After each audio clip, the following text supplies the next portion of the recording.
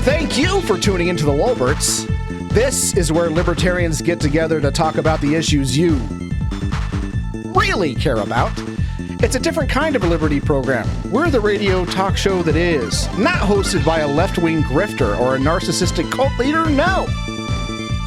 Write down our toll-free website. You're going to need it. It's www.lolberts.com.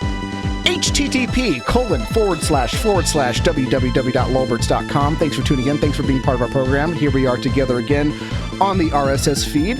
I am here again with Matt Pritchard. How are you today, sir?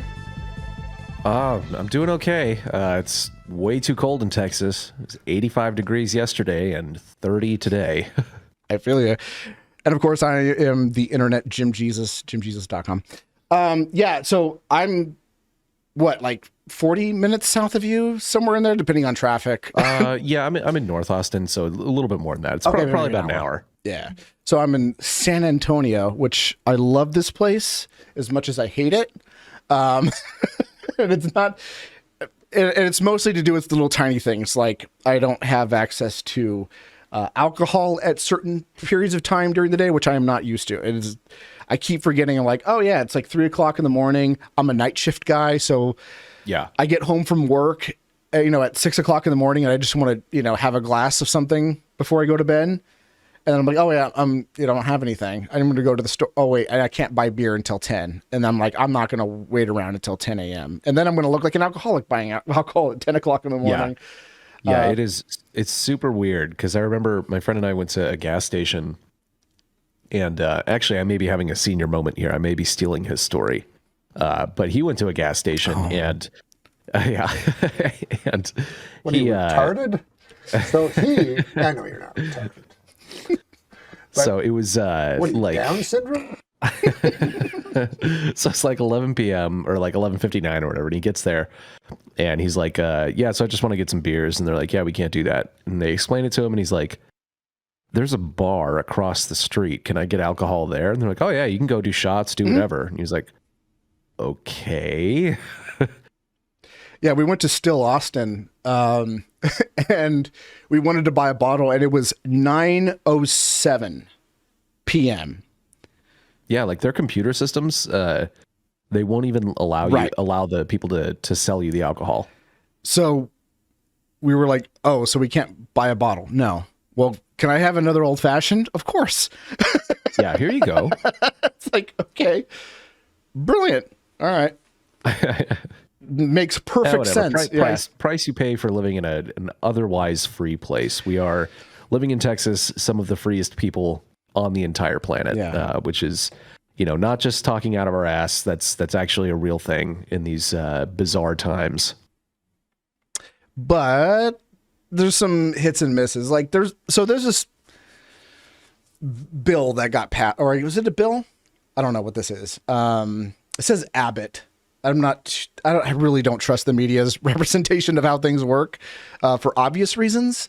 But let's just go with their thing. They're saying that Texas Abbott orders Texas probe of medical procedures for transgender children. And I guess the thing is he's saying that for parents to put their prepubescent children through transitional things is, child abuse, which I agree with. Mm-hmm. I think that's true. 100%. However, I don't think his solution to that is very helpful. I think it's... What's the solution? So the solution is... there's two things that I disagree with that. I haven't read through the whole entire thing. But basically the idea is that if you are aware, as a Texas citizen, if you're aware that a child is going through sexual reassignment procedures of any kind, and you don't report it to the state, you're in trouble. Like you have a duty to report. Now, I can understand if you're like an educator or you're a mental health professional, then yeah, you should be kind of, well, not forced. But if we're going to have this apparatus, right, at least those people should be responsible to report. Yeah, generally, though, those are the people who are trying to perpetrate it. Yeah, but those are the people who are perpetrating it. So I don't know if that's going to be particularly helpful. But what if you're not exactly sure what the law is? Like, no, most people don't care about all this stuff. They just kind of go about their day and they see a kid like, oh, I don't want to get involved with it. Well, now you're going to go to jail because you didn't report it and you saw it. And ignorance of the law is no excuse. So that's one issue that I have with it. The other issue is that they're going to be putting this into the hands of CPS, or the Texas version of CPS, which I don't know about Texas specifically, but across the entire nation and federally, the CPS is a shit show, to say the least. Carlos Morales actually wrote a book. I can't remember the title of it off the top of my head, but if you look up Carlos Morales CPS, guaranteed you'll find not just his book, but many of the talks that he's done. The horror stories that come out of CPS is just like devastating and heartbreaking. It's some of the worst things ever. Like, they'll take people, even out of not even abusive households, people will report people that they don't like just to be jerks to the CPS and say, like, oh, they're abusing their kids. They'll take them, put them in a foster care where they actually are getting sexually or physically abused or neglected. This happens CPS all the time. is a very, very dark organization that you really like. It's the last thing you want in your life. Mm-hmm. So that's another problem. It's like, okay, you're going to take these kids who are getting abused with this transgender, like, reassignment surgery and stuff like that early. And then you're going to put them in the care of someone who might, think that's sexy and molest them. That's disgusting. Yeah. Yeah, I don't know what the solution is there, but I mean, these kids that are being given hormones and all this shit is like, something has to be done. I don't know what it is, but it's psychotic that people are going along with this and putting children through irreversible medical procedures over things that, like most kids tend to grow out of the gender dysphoria. Almost all of them do. Some of them don't. And that's why we allow, adults can make contracts and, make medical decisions about themselves, but we don't allow children to do those things because they aren't mentally capable of understanding the consequences of their actions. So I don't know. I mean, I think that like there's going to be a reckoning in 15 or 20 years when these kids start suing their parents for putting them through this. Something's going to happen because not everyone's going to end up on the other side of that happy that they're now a girl or a boy. So I don't know. So like there are like trans people that come out and say like, oh, I wish I transitioned sooner. And maybe of course that particular person may have, but there has been lots of times where they will have already gotten started doing this stuff. And by the time they hit pubescent age, they go, oh, I'm not really trans. I'm just gay. Yeah. Right. Yeah. And that's actually something that's like that is really, really horrible because you have like a lot of young boys and it actually turns out, I think that young girls are the ones who are transitioning. Yeah, I think that's what it is. More than boys, but there is now, whereas like you just used to have effeminate little boys who grow up to be gay men, like they're being told, no, you are a girl.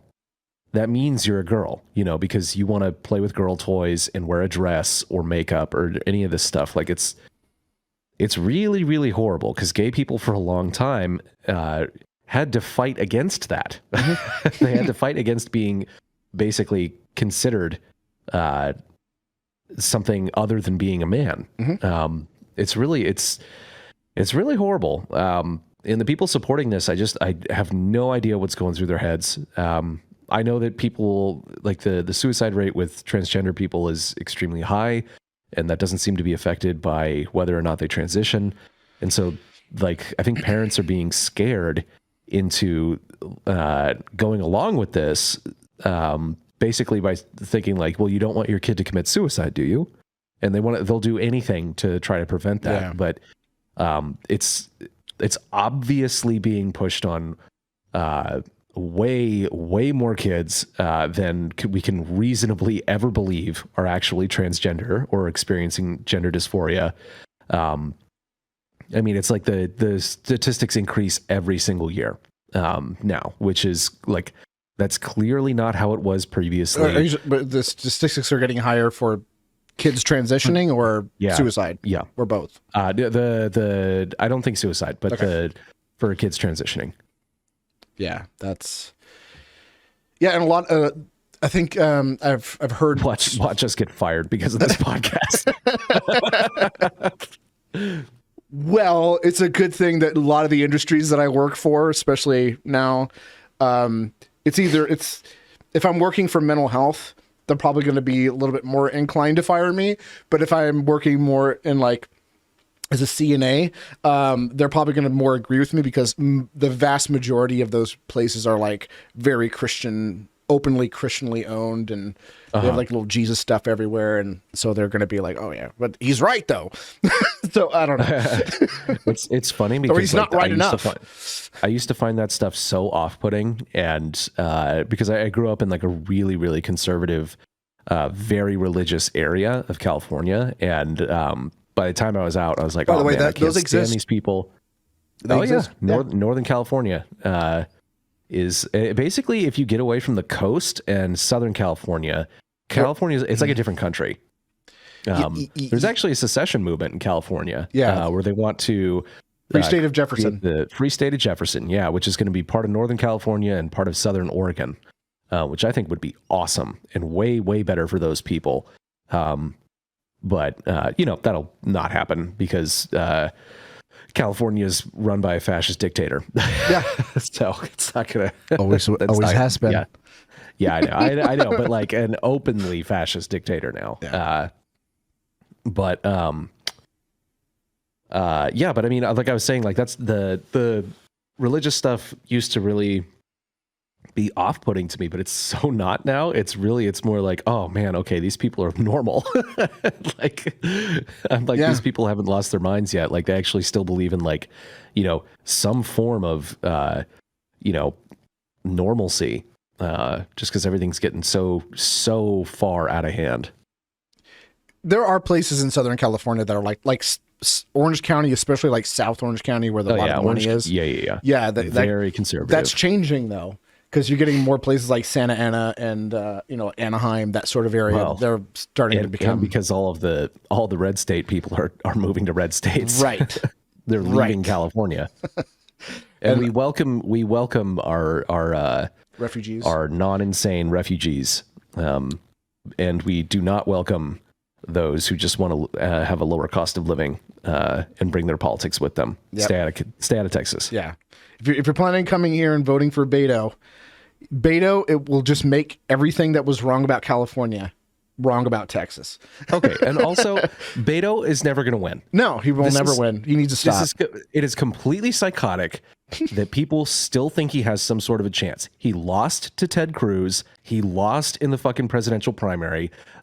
I don't see loser then becomes governor of Texas. Yeah, it's not going to happen. I think this is the second time he's ran for a statewide office, though. I think there was a time before that, wasn't there? So this is, I think, from what I understand, this is time 3. Maybe. Yeah. It wouldn't surprise me. And the other thing is, it's like AOC was apparently in Texas like a couple of weeks ago. And was like, Texas is going to turn blue. It's inevitable. And it's like, no. I don't think that's the case. I really, really don't. Like things are turning more red than they were. There's the counterpoint to that though, is that you do have like, Facebook Meta is going to be moving to Austin. Which they're going to die. They're going to die. So the metaverse I think is just dead on arrival. I could be completely wrong about that, but I mean, like even the way that they've been advertising the metaverse is so stupid. It's like, you can be in a Zoom call in the metaverse. It's like, I hate being on a Zoom call. Like, I don't want to do that. Why would I want to use your product to then do it more? Yeah. I really don't want to invoke this because as soon as you say it, people are like, I don't want that either. But if you had like a virtual world that was a little bit more like VR chat, but it was a little bit more open-ended on the creative tools, something like Second Life, but it was VR. No. VR chat is like, it's like the early days of the internet. because I have a couple of friends who just got into VR really heavily, and they've shown me some clips of like things they've gone and see to see like worlds that have been created in VR chat. Yeah. And there is some like bonkers creative stuff going on. No, I'm not discounting that. I'm just saying if there was more, if it was something in the tune of Second Life where like I can be in the world and create stuff in the world as a user. But from what I understand, and I could be completely wrong, correct me if I am wrong, VR, like you basically make things in Blender or whatever you're making them in, and then you import it into the world, and then you go there and look at it. Whereas Second Life, well, there's aspects where you create things in Blender and then bring it in, but you can also build things in that world if you want. But all those tools are completely like rudimentary. They never updated them. So everybody just makes things and imports them in to sculpt these or mesh or whatever the hell they're doing now. If they had stuff like that, that could be interesting. But yeah, VR chat is crazy. A friend of mine actually runs a thing called Outrun. And if you go there, it's usually always empty unless they're doing some sort of event. But it's very kind of like vaporwave and synthwave aesthetics all over the place. It's awesome looking, but every time I go there, I always miss all the events. There's a bar in Austin. The next time you're up, we should go to called Coconut Club. That is all like neon and vaporwave. Like they've got the vaporwave bust and and art everywhere. Yeah, they play like house music and stuff. It's awesome. Why would they play? Why wouldn't they play synthwave or vaporwave? Or they probably do. I think it's like different nights they do different stuff. But you would very much like the aesthetic of this place. Yeah, I was because I've always wanted to open up my own pizzeria, but I didn't want to do like an actual pizzeria where I do wings and subs and all that other stuff. I just like pizza only. That's it. But I also wanted to have a bar to kind of make up for the shortfall of only having pizza, right? So basically have a whiskey bar, but there's like a little hole in the wall that you can go and be like, hey, you got pizza in here? Let me get one. And the style that I wanted to go with was the whole synthwave aesthetic, but then I started getting more into other things because everybody's doing synthwave to death, and it's annoying me now. So it's just too mainstream for Jim. Yeah, it's not too mainstream. If I do it, then I'm basically another person in millions that are doing it, and it's like I want to stand out a little bit. You want to find something that's novel. Yeah, so that's why I'm doing the little '90s dancing baloney Nickelodeon, Memphis style stuff now. So if I have a bar now, it's when you walk in, I want it to look like what the hell is the name of that place? Bayside. Whatever, that Saved by the Bell diner that they keep going to, something like that. Oh yeah, yeah. That's what I would want to make it look like. Hang out in Angel Grove and the Power Rangers. Yeah, but a little bit darker. I don't want it to be so bright and shiny in there because no one wants to look at everything bright neon lights. Yeah, while they're drinking. Nobody wants to be in a bright Taco Bell from the 90s. I do. I don't know what you're talking about. There was a couple in Vegas that I knew where they were, and I would seek them out and go there. One of them got remodeled, and it made me mad. The one closest to me. That was upsetting. But I still like that aesthetic a lot.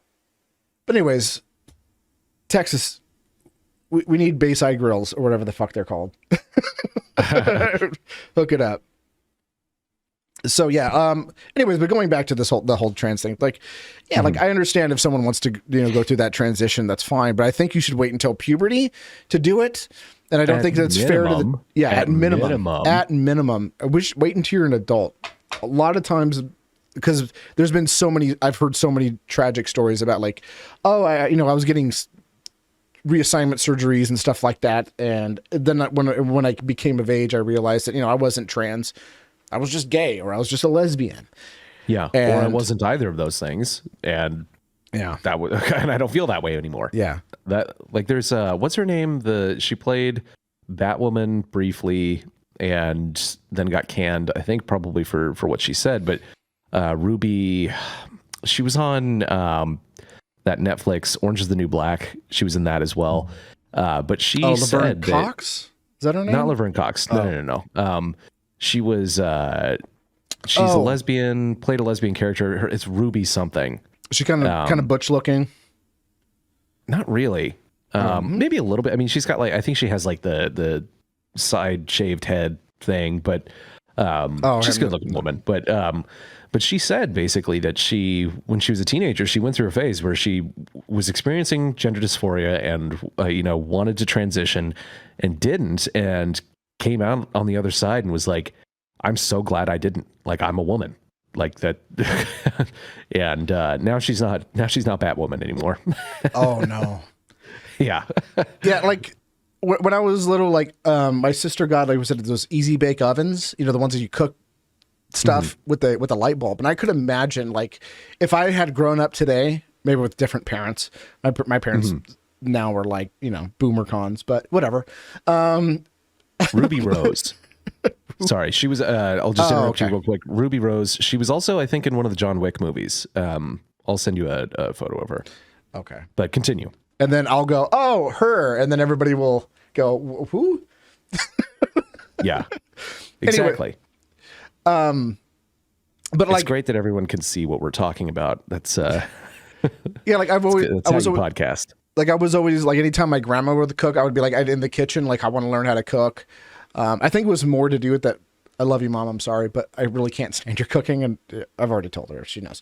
But like, so I was always kind of interested in making my own food, and so like always hung out with my grandma, my grandma was an amazing cook. And then when my sister got one of those easy bake ovens, I was like, I want one too. Like if I were to grow up today and I had those kind of sentiments, it's completely understandable that maybe a modern parent would probably look at that and be like, oh, Jim is trans. Maybe we should name her Jamie and put her on the hormones and stuff. Oh, okay. Yeah. I know her. Exactly. See, we predicted that would happen and it did. Yeah, I know her. Now you don't know who I'm talking about. Sorry, chat.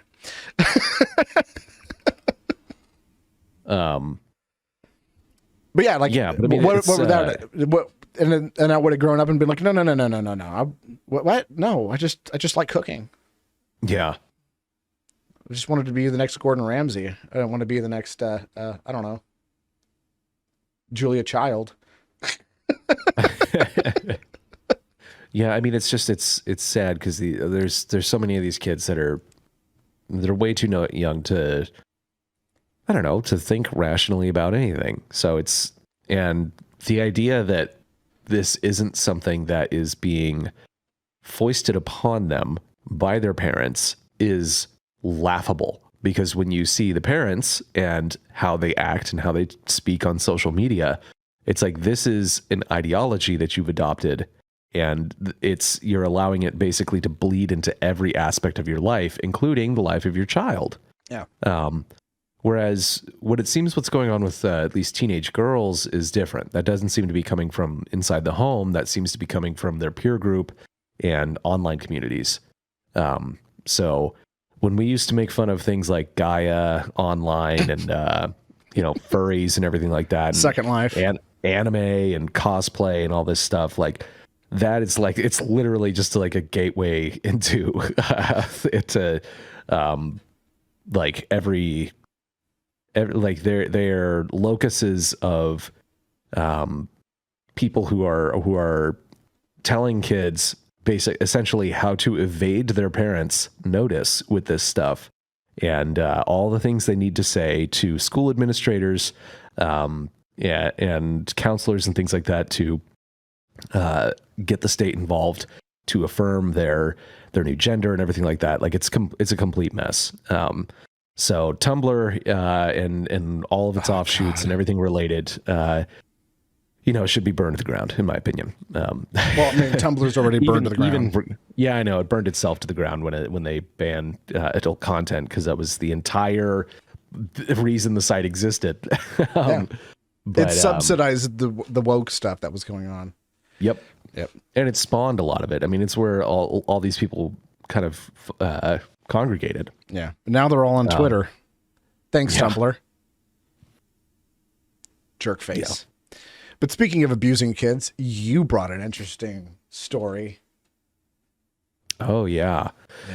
Yeah, so let me take a look at this. So, I don't know, can you play the audio from this video? This video, it's a newscast from CNN, and the, what's her name? I can't remember her name, but she's either part of the CDC or on her way up. She used to be some sort of a health official for I think Boston or New York. So I can play it, but you won't hear it. But it'll the audience hear it. Yes. Okay. So you can basically play it at the same time. But go ahead. I'll let you intro it first. Yeah. So essentially, the CDC came out with a study that has shown that the school closures and mask mandates from the last 2 years of the coronavirus pandemic, well, what do you know? They've had negative effects on the cognitive development of children. And so they're having to revise all of these developmental milestones for How child can that development. be? I know. If only someone had said something about this, warned about this. People have been they screaming weren't about following this. the science at the time. They weren't. I know. And the science changed is what we found. Oh, the science okay. has changed. It's not that they were just wrong at the time and wrong now. It's that the science changed. No. See, we were always at war with Eurasia. Exactly. East Asia's always been our ally. Like it's like we're going to war with Ukraine. East Asia's. I know. No, we're going to war in defense of Ukraine, not with Ukraine. Oh, get it right. Well, when it becomes the Ukraine, then they'll be the enemy again. Yeah, exactly. Then we'll get another Chernobyl, and it'll collapse, and you know the story. Yeah. But they found that like kids now, like babies, toddlers, and stuff like that, they're having to put these developmental milestones further along because they are not developing like children usually do, and it's because of things like especially with regards to masks, that kids learn a lot about speech by looking at people's mouths when they talk, and they can't do that, and so it's making kids stupid. And this is going to be, I don't know how this is going to play out, in 20 years. This is just retarded. It's don't say the R word, please. But it's going to have bad consequences. I mean, this is serious stuff that they've. It's very serious, which is why I'm laughing. But it's serious stuff. They've really screwed a lot of. You doubled down and got double retarded. You got super stupid on your own. Don't laugh. Oh, man. Look, here's the thing. Fine. Listen, I'm not I'll be laughing. honest I'm with you. crying. I'm kind of retarded. In that, Go on. But the, Don't let me interrupt anyway, you. So kids got really screwed by this, and everyone's been saying this. At least a lot of people have been saying it. A lot of people got banned for saying this. But now the CDC and the establishment media, corporate press, and the Biden regime are coming out and basically saying that, it looks as if there's been some problems, and this is a grim reality, and we have to come to terms with and deal with this. And it's like they're not even gonna, like, the tweet where this video was from. It says that they aren't just going to memory hole everything like it never happened. Much worse, they're going to pretend they were innocent bystanders who are now becoming champions of the very people they victimized. And they did. They victimized kids and everyone else for 2 years. All right, so we're ready to play the audio? They stole our life. Yeah, you can play the audio. Okay, and playing now.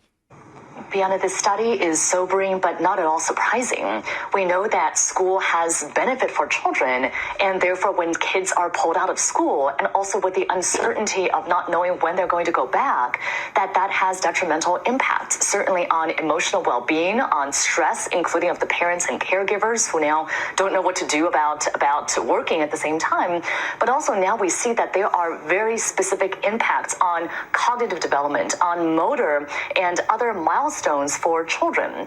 Also, we see that there are huge disparities in the study, that those parents and families that are the most vulnerable, most disadvantaged, are the ones that are hurt the most. And so at this point, we really need policies that aim to keep children in school. Perhaps, for example, not having quarantine if children are exposed, having tests to stay or other programs. And we also need to be attentive to these long-term consequences. Can we work to close these rampant and wide educational disparities? You and I are both the...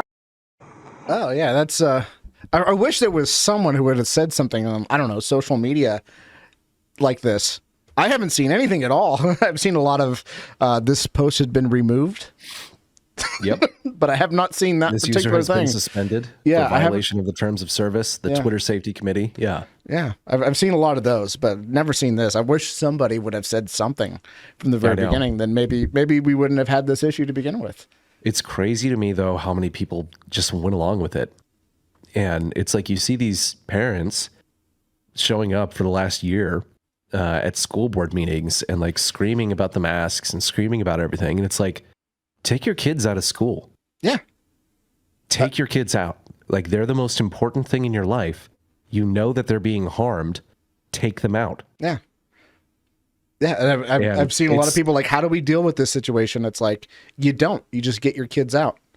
Yeah. Like, and it's like, why are you sending your kids? That's not easy. And that's, it's a huge sacrifice. But I mean, like, if it were my children, and I know people who have done this, and my family, people in my family have done this, where they were just like, we're going to homeschool. Like, we'll do whatever it takes. We're not doing this. Yeah. And here's the thing: when you do that, the school loses money. Mm-hmm. Like they essentially they get money for every student that is enrolled in their schools. Every day that a kid shows up to school, they get paid. So that's why they're really hard about truancy and stuff like that. Is because they know that if that kid ditches, they don't get paid. So they want every kid at school. And that's why they're always so hard about like, oh, let's send you to the nurse. And unless you're running a fever, you're staying here. We're not going to let you call your parents. Tell them that you're sick. It's one of the reasons that they're so violently opposed to things like charter schools, private schools, and especially homeschooling. Yeah. Well, that's because they're racist.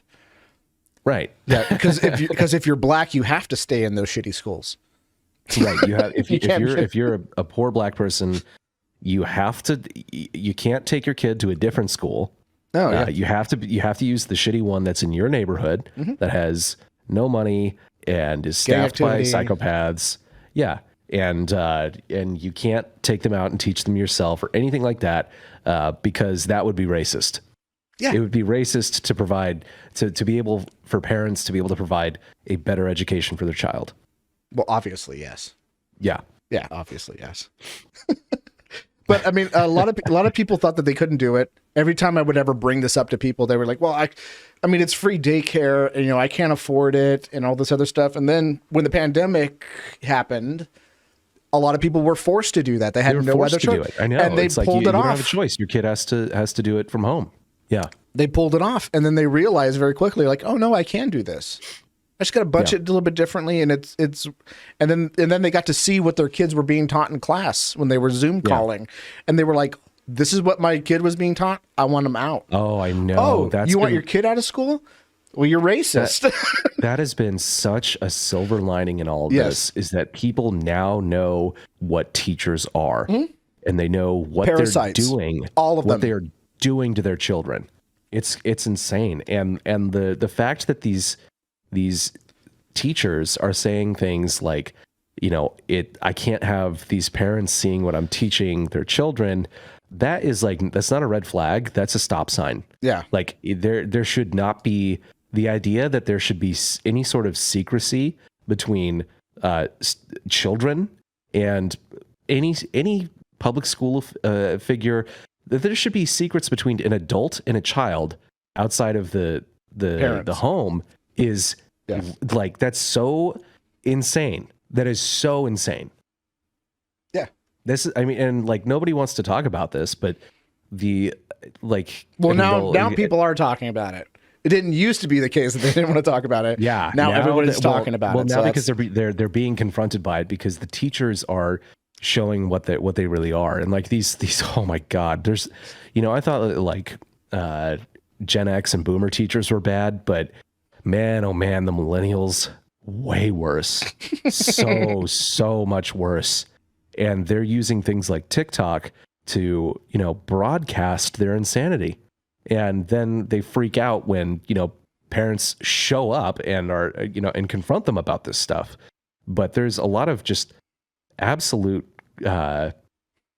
insanity. And the other thing is, a lot of people don't want to talk about this either, but, like everyone will, like it's now a punchline. It has been for 20 years about the Catholic Church and the sexual abuse scandals and whatnot. Nobody wants to talk about the public schools. Oh, they're though. far worse. Statistically, So they're much far worse. worse. They're, Like by like orders of magnitude. yeah, I remember there was. I brought this up. I was like, there was more like per capita. I haven't made that clear. I was like, I said on Twitter, like way more. there is a greater chance of that your child will be molested if you send them to public school versus a Catholic church. And I had Yes. some fedora tipper, and I hate to say this because I am an atheist, but like it was like, well, actually, there's less Catholic churches than public schools. I'm like, okay, well then let's break it down per capita. And I actually walked him through the Siri, math. what is a percentage? Yeah, and I walked him through the math, and I was like, Yeah. And then it was just like, well, there's no accountability in the Catholic Church. I'm like, there's just as much accountability in the Catholic Church as there is a public school, which is to say, not much. And it's not to minimize the sex scandals in the Catholic Church, the pedophile scandals. Like that's horrible and awful. Yeah. But the idea that like you think that a public school is somehow safer than that is completely ridiculous and totally detached from reality. And here's the other thing is that everyone's seeing how awful the teachers unions are. How many times someone, I think it might've been Malice, posted about this. It could have been Jesse Kelly or someone else, posted about all it's going to take is for one journalist to look into how many times have the teachers unions stood up for a teacher who was caught sexually abusing a student. How many times have they saved a teacher from losing their job, let alone, being reported to the police? Yeah. Too many times. That would be a hell of a story. Yeah. That would be a hell of a story. And occasionally you'll get the ones that are, and the vast majority of times when I've seen these kind of scandals come out, it's usually female teachers with male students. And usually the public, reaction to that is nice. Yeah. And that's not nice. No, no, especially based on age. I think that there's an enormous difference between like a 17-year-old student hooking up with his teacher. And a, it's not good either, boy. but yeah, it's not good. It's different. It's definitely different, but it's also like, I understand the bias in how it's perceived with genders, because it's like, because if you were a male student and I'm sure you've had cute teachers before, and you were going like, oh man, I wish I could, but you don't. Right. But that's not even it. It's just that like a male with a female it's like, obviously there's the potential to impose a much heavier cost on the female student. So I get why people's perceptions are different on that. But it is the rate of sexual abuse of children in public schools is absolutely horrendous, and nobody wants to look at it. No one wants to talk about it. But I think hopefully going forward, now that literally everyone just despises teachers and teachers unions because of what they're showing that they're doing and what they're teaching, hopefully that it'll be a little more open to investigating and talking about this stuff. Yeah, it's it's dark stuff, but public school is like basically the worst thing that can happen to someone, in my opinion. Yeah, and not only that, but I mean, there's a stigma attached to the Catholic Church now because of it. And the Catholic Church has been kind of bouncing on different PR strategies in order to deal with it. First, they were ignoring it. Then they were moving them around. Yeah. And then it was like, okay, we have to face it sort of, but we can't really say too much about it because this institution is so sacred and so longstanding, that we have to kind of throw a little bit of it under the rug and start punishing them. But so they're handling it different, and they're getting better and better. Whereas the teachers union are just still putting these teachers in rubber rooms because they can't fire them. Yeah. Because the unions won't allow them to fire them. So it's just like, okay, well, we'll keep them away from kids, but one's reporting them to the police. Yeah. They can't report them to the police. That's the psychotic thing in both instances, both in the church and in the schools. It's like the idea that like someone would just be bounced around or moved or like not fired. It's like, whoa, like, why didn't you call the police? like, I don't even want, what are you talking about? Right. It's disgusting. Yeah, public schools are trash. But anyways, like I was saying, if your kid did nothing wrong, why are you sending them to prison? That's what a public school is. They're a prison. Yeah. There are prisons for kids who did nothing wrong. It's the only time that they're ever going to experience violence in their life.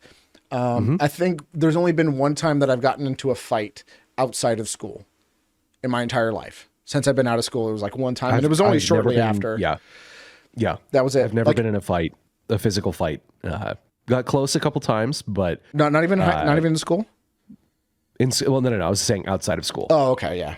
I think we got in one fight, but it was very brief. Like I hit someone, and then I was like, "Oh, dude, I shouldn't have done that. I'm sorry."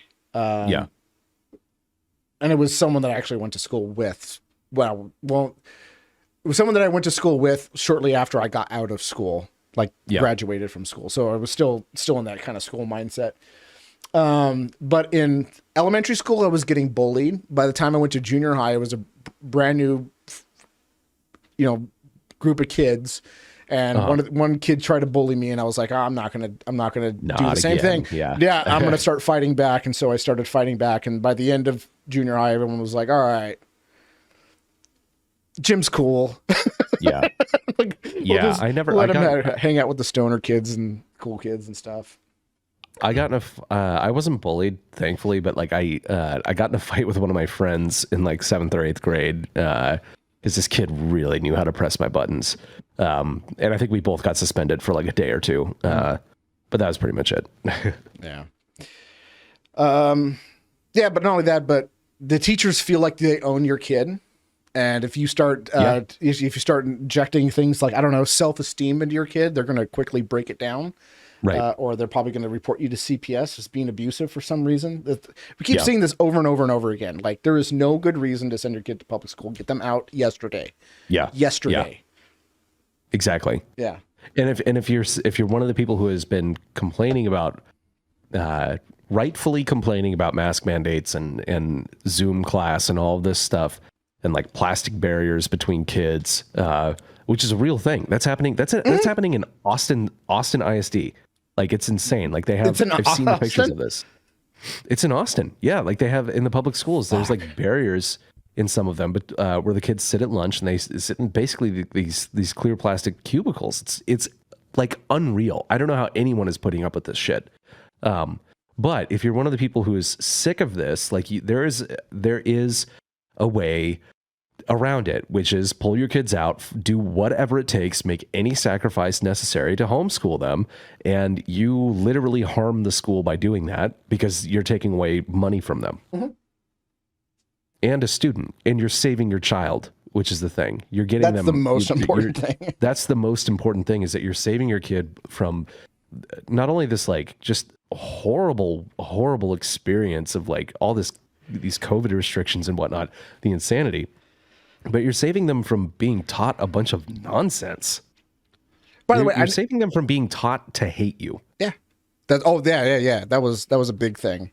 That was a big thing for me, is that they were really trying to instill in me that my parents were terrible.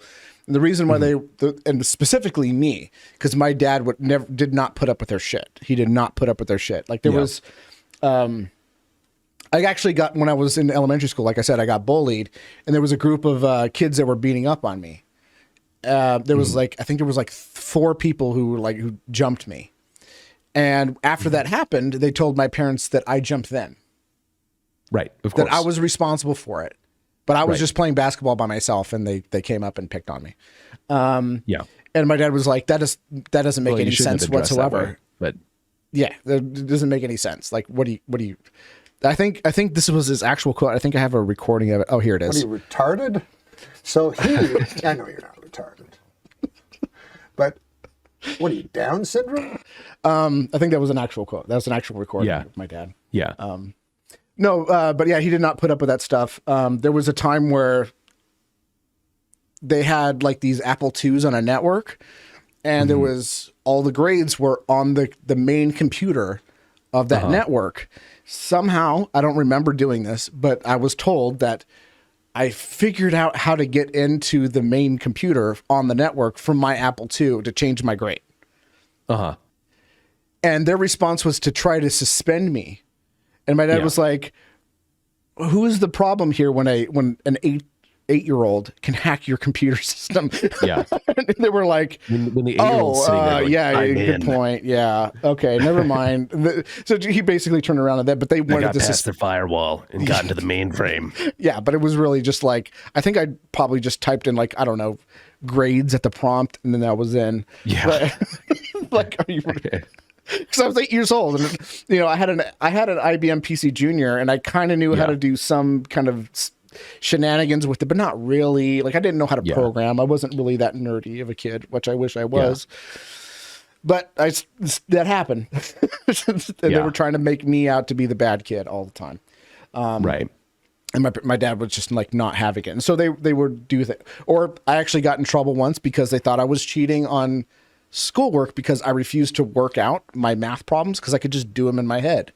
Yeah. And so oh my God, I used to do that too. So it was so frustrating. They tested me to make sure I wasn't cheating. They put me in a room by myself. My dad was in the room and the teacher was in the room, and they did this test that wasn't out, that they didn't have out yet. And they were like, you can do this test now, and when we actually issue the test, you don't have to take it because you're already taking it. And I did not touch the scrap paper, and I got like a B or something like that. Yeah. And they were like, okay, well, I guess you can do it, but you still have to show your work. And they basically taught me how to not work things out in my head. To this day, I still can't do math in my head because of that. But I was a math whiz when I was a kid. Thanks, public schools. And that's what they're going to do to your kids too. Maybe not in math specifically, but they're going to do it. They're going to take things that you like and ruin them for you. Kids in general are very curious and love to learn, and school almost universally like pounds that out of a lot of kids. Like it makes them hate learning. Yeah. I walked away hating to learn, and it wasn't until maybe 12, 13 years ago that I actually started going like, no, I actually like reading. Yeah. I actually want to read things that are not, relevant to, entertainment interest. Like, I don't want to read novels and stuff. Well, I have some issues reading novels because of aphantasia. But what is that again? Aphantasia. Like, I have like minor aphantasia. I don't have it to the point where I can't imagine. Explain to the folks at home what aphantasia is. So we actually did an episode about it. So aphantasia is it's a lot of people suffer from various different degrees. But if you can imagine, close your eyes for a second, and I want you to imagine a red star. Now, on a scale of 1 to 10, how accurate can you imagine a star, a shape of a star? Red. 10. Clearly and accurately, like sharp edges, lines. I can't do that. I get a very kind of pinkish white star. That's about all I can imagine. That's about it. There are people who flat out cannot imagine any shape. Can't visualize things. Yeah, they can't visualize it. Yeah. I'm not that point. So if I read a novel, it's hard for me to like imagine what's happening with the characters. Yeah, that's or imagine what they look like. The same way. Yeah. But if I see a movie adaptation and then I read the novel, I'm great. And even the parts of the story that are not in the movie, like I can imagine everything. I'm fine with it because I already kind of have an idea of who these characters are, what they look like, and I can imagine the actors playing those characters. So when I read Fear and Loathing in Las Vegas after seeing the movie, it was great because I could just imagine Johnny Depp and Benicio del Toro and all those characters. And the ones that weren't really there, the little off characters, it doesn't matter because it's like they're not going to be in the next scene, so who cares? So here's the real question. When you are thinking, can you hear your voice in your head? Yes. Okay, so you do have an inner monologue. Yeah, I do have an inner monologue. Okay, there is apparently, this is real, like most people, or some significant portion of people, don't have an inner monologue at all. But a lot of the a lot of the times that I think, it's very conceptual. Like I don't hear like someone actually verbally speaking. Well, you have to have a very high IQ to think like Jim Jesus. So So I don't really have. It's not like I'm talking to myself in my head. There's times where that happens, but if I'm thinking about something very complex and I'm thinking conceptually. But if it's just like I'm walking down the street and I'm like, do I really want pizza? I'll think that. Oh, do I really want pizza, or do I want or like you can like pre-plan out a sentence in your head before you say it? Yeah. And Yeah, apparently there's people that can't do that. And so like this is why like I really think that Oh yeah, they're called Democratic voters. the good one. Oh, where's my rim shot? No, but I think it's like the whole meme of like NPCs being like mindless robots, like it's just like they dream and it's just, you know, the TV static. Like that's real. Yeah. Like these people they literally don't have a mind, in my opinion. Like there's a video on YouTube of this guy who discovered, you know, that he read some paper and he's like, holy shit, there's people that don't have an inner monologue at all. And he met someone who doesn't have an inner monologue, and they had a conversation, and it was like blowing his mind the way that she described how she thinks and all this stuff. And she was not like, he was like almost bothered by it, you know, because it was just like, how is it that you can be so fundamentally different from me in how you think? Like, I can't imagine not having an inner monologue. And she was not curious at all about him. And it didn't bother her at all that someone has a voice in their head and can hear themselves thinking. Like, she had no curiosity about it whatsoever. And to me, I'm like, that's literally what an NPC is. Like, I think these people are literally less conscious than us. I could usually suss a lot of them out when you just mention, like, I want to buy a very big gun. And if their reaction is, well, do you have a small penis? It's like, all right, I know that code. God, I know that line of code. Oh, my God. If gun equal large. Yeah. Yeah, literally. It's so Door, fucking they're stupid. male. Yeah. Equal. Penis size, small. Random sentence. It's always like the weakest man who says that sort of thing. Yeah. By the way, everything, all of their accusations are confessions. you just copy and paste their Twitter photo. Yeah. Good Just response. copy and paste the Twitter bio. Not even the bio, just the picture, just a little scrawny. Yeah, it's really great when it's like the picture suffices, but sometimes like you just like you click the profile and like you read it and you're just like, oh my God, this is beautiful. He/they. Oh, there you go. There you go. In the bio. There and like, you go. It's when its first word is vaccinated, it's just like, oh my God. Nobody cares. Masked and waxed. Yeah. Or masked, vaxxed, and waxed. It's like, all right.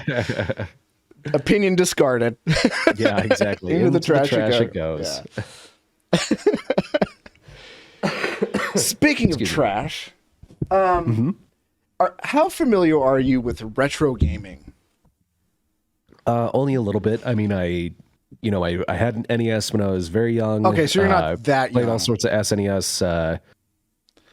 Played all sorts of SNES emulators because I loved that system.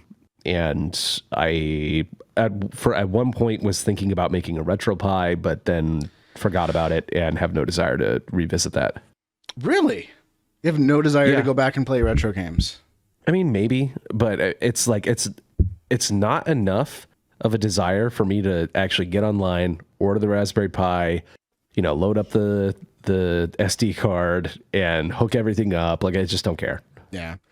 I almost don't game at all anymore. Like, and part of that's, because of the video card shortage. My computer, I built it in like 2013 or 2014, because that's when my video card came out. So I barely game now. It's not even on top of mind for me. Although I do have to say, I bought these really, really nice flight sticks for a space simulator called Elite Dangerous.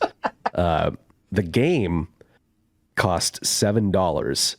The flight sticks cost $300. Yeah, there's a game, I think it's called Steel Battalion for the Xbox, which the whole story, the story of the Duke controller, how it's a massive controller that everybody hated except for me. I love that. I still think it's the best controller ever. It's so ergonomic. It's only so because bad.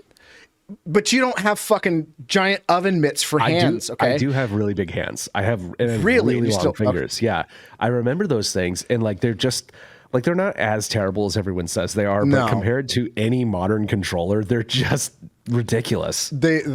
I will say that they are still leaps and bounds better than any PlayStation controller. Well, I haven't tried the new DualSense, which I hear those are bigger too. But those PlayStation controllers have always been too tiny, and I'm always bumping my fingers together. That is true. Yeah. I remember because I recently, I don't even remember where I saw this, but I recently put my hands on a original DualShock for PS1, and I was like, this is tiny. Yeah. But it's great when you're a kid. I think that's the whole aspect of it. That's the whole point. Yeah, it was because it was Video for games children. are for kids. But that was kind of growing out of favor at the time, but the industry had not caught up yet. Microsoft kind of knew it because they were like, we're going to build a console, but this is for like gamers, and gamers are going to be, PC gamers rather. And PC gamers tend to be older, so we're going to go after that market. And of course, we're going to need a bigger controller. Better looking, more intelligent, you know, have more sexual partners, all that stuff. Yeah. Obviously. Yeah. But also it had to do with a foobar with the board itself. But anyways, different topic. So internally, Microsoft was trying to get the controller to or at least release the Japanese variant of the controller in the United States and in Europe because people hated the Duke. And so they were going to different developers and saying like, oh, hey, this is your new game. That's great. By the way, can you sign this petition for us? Because we're trying to get our company to release the controller that you have in Japan in the United States. So this console doesn't fail. And Capcom was one of the companies they asked, and Capcom was like, oh, sure, yeah, like we'll sign that, no big issue. By the way, while you're going there to explain to them why you need a smaller controller, we have this new controller. It's got 100 buttons. It's got 2 pedals, 2 joysticks, and a center console as well. And it's going to cost $200, and it's massive. Can you get this approved? And they were like, can we wait until we get the controller out of the way and then before we go like, yeah, we need to shrink the size of the controller. Oh, by the way, Capcom says we need an even bigger controller. Yeah. That's not going to go over well. So, but yeah, like you can still buy these things. I think right now they're retailing for like $200 on eBay. We're not retailing. Yeah. Secondhand market. Yeah. For one game. It only works with one game, Steel Battalion. Yeah. On one system, the Xbox, the original Xbox. But anyways, getting off track. The original Xbox is my favorite console of all time. And that's because you can mod the hell out of it. And there's a lot of great original games for it too. But you can mod it to play like anything for 4th generation and back. It even can do like PlayStation and N64 to an extent. N64. PlayStation works great. Bunch of great stuff. But the one after that is the original Intellivision, because that to me is like the most nostalgic, because anytime I went to visit either one of my grandparents, I would always play their Intellivision because they had one. And there's even a picture somewhere, and I'm trying to find it, of me sitting in my grandma's lap as like a 2-year-old, and she's holding the controller, showing me how to play. Like that's how the Intellivision, that's how far, like, so like the Intellivision, anytime I played anything, I'm transported back to, my grandparents' house and visiting them and everything. So it's very, not only nostalgic, but very personal to me. Yeah. So when Keith Robinson, who was the former CEO of Intellivision, passed away, there's this guy who was a Ron Paul supporter, allegedly. I don't know. I would keep getting told that he's like a libertarian. I don't know. He bought the rights to this company. And when he bought the rights to this company, he was like, instead of saying like, hey, let's re-release all the old classic games, but modernize them, which would have been a great idea to do, he decided that he was going to come out with his own console called the Intellivision Amico. And the aim of it was to kind of replace the Wii, which kind of sounds like a good idea until you realized, okay, well, why did the Wii U fail? It's because all of the casual gamers stopped playing their Wii and started playing with their mobile phones. Why am I going to pay $200, $300 for a Wii U when I can play all of my favorite games on my phone for free? All the games are free. I already have the phone. I needed it for other things, but I can also play games on it. Great. That's the reason why one of the reasons why the Wii U failed. The controller was the other issue, and the marketing was bad, and developer support was bad. A bunch of other things, but that was one of the reasons why it failed. But he wanted to bring it back, and there were some interesting things about it that I thought was okay. It sounds good, and then they released photos of it, and people started going like, "Wait, why are you going back to the original television controller?"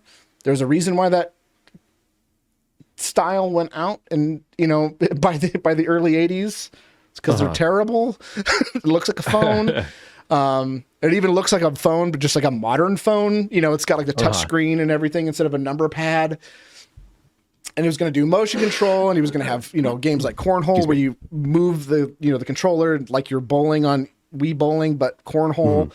And it was like, okay, this is kind of interesting. And he said he was going to not crowdfund anything. He's got investors and his own money wrapped up in it, and it's going to be great.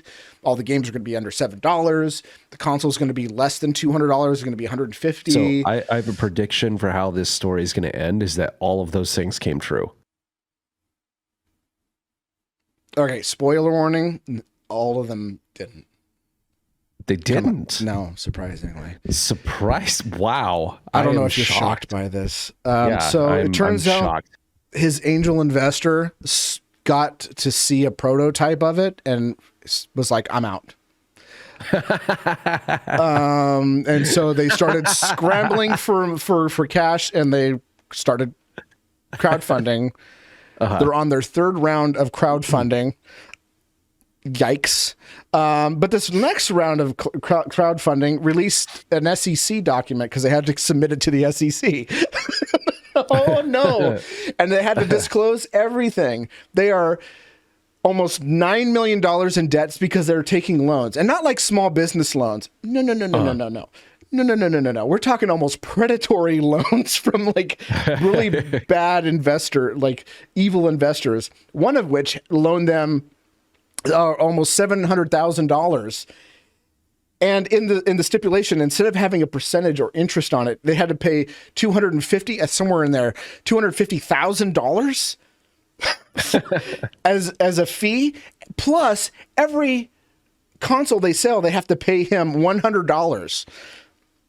$100 for every console sold until the principal has been paid off in full, which I guess they already paid off the fees on it, but still they have to pay back the principal on it. And they're not even close to that because they're $9 million in debt. They only have $500,000 cash on hand, and which they said, imagine that they haven't sold a single console yet. Well, they sold pre-orders. You want to guess how much the pre-order is? Their down payment on a pre-order is? You want to guess?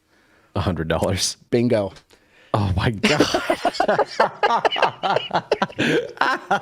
Nailed it. Oh, beautiful. Tommy Tallarico was fired. Well, they said that he stepped down. Fired. But he stepped down after a lot of issues were coming out, because anytime anyone was ever critical, especially a big YouTuber or even a small YouTuber was critical of it, he'd come he'd slide into their DMs and be like, screw you don't know what you're talking about. You suck. God, I love it. You're hard R retarded. Like all of it. Love it. Yeah. And then I really especially love it when it's small YouTubers, like people who are like don't have a following whatsoever, but it's like that guy found the video. He's got like Google alerts set up for it. Yeah, he started going after people like Review Tech USA, Ian and Pat from the CU podcast, or what did he go by? The NES Punk. Who else has he been going after? Like big YouTubers too, going after them for being critical of it. One of their bigger investors, but one of their most vocal investors is a guy who runs a YouTube channel, which is fairly sizable, not super big. But the guy was it Smash JT? I think that's his name. He was an investor, and he was a hardcore shill for it for a while. Finally, he had enough when he noticed that the person that they replaced the CEO as was a guy who ran a company who was making a retro video game console that turned out to be a giant scam called the ColecoVision Chameleon, which is another ColecoVision came out about the same time as the Intellivision. I think a little bit late after the Intellivision, or didn't come out. No, I'm imagining. The original ColecoVision did. Oh, I see what you're saying. Yeah. The ColecoVision Chameleon did console is what I'm saying. Right, that was a scam. It was a giant scam. The only thing that they ever did pay for were the original molds to the Atari Jaguar, which they were going to use to make the console. That was an interesting story, because first they were putting like Super Nintendo boards and Super Nintendo cartridges and hiding them inside of the casing of the console, and being like, oh yeah, this is the console actually running Super Mario Brothers. It's like, why won't you let us see the back? And then it turned out, oh yeah, it was a Super Nintendo the whole time. Oh no. Here's the real prototype. Kickstarter, don't kick us off for not having a prototype about us lying about it. And then someone looked at it and was like, that is a video capture card. Here's the video capture card. This is what it looks like. You can see all the chips here. This is the same card. And so they shut down everything, went out of business, and everybody who invested in it got screwed. One of the guys on the board is now the CEO of the Intellivision Amico. But don't worry, guys, it's totally coming out. It's gonna. It got delayed 4 times officially. 5 times, considering that they said that we don't have a release date. It'll be out in Q1 of 2022, which originally was supposed to come out 10/10/2020, which is oh my god, yeah. By the way, Q1 is now over. Yeah. So, are you familiar with Star Citizen? That ain't ever coming out, buddy. I know. Stop. Well, it's just stop. I know it's actually, I've been looking at it. It's gotten to the point where it looks like there's enough content that you can actually go and like play something and like have fun. But that game has been in development for like a decade, literally a decade. I remember I got free access to it when I bought my Sounds video like card. Cyberpunk. Hey, I love Cyberpunk. I played it on PC. I had only 2 game-breaking bugs in the like 100 hours that I played it. It was super fun and ran beautifully, and I had no problems. And all of those filthy console plebs can get fucked and suck my dick. You know, all right? Now you know what it's like to have a shitty port from a good PC game. Fuck you. You know, I'm a bit of a complete fucking retard myself. I believe, you know, I'm a bit of a complete fucking retard myself. Yeah. Oh, have you tried the next gen patch? It's terrible. It's still bad. I installed it and it looks like crap. Oh, really? Yeah, it looks like crap. It's even on like I had to run on like low and medium settings on PC and it still looked amazing. Yeah, I ran it on like what is it? Quality, and it was running 30 frames a second. Performance is 60. Oh, I'm like, are you on like the low end console, or are you on the highest end Xbox? No, I got a Series X.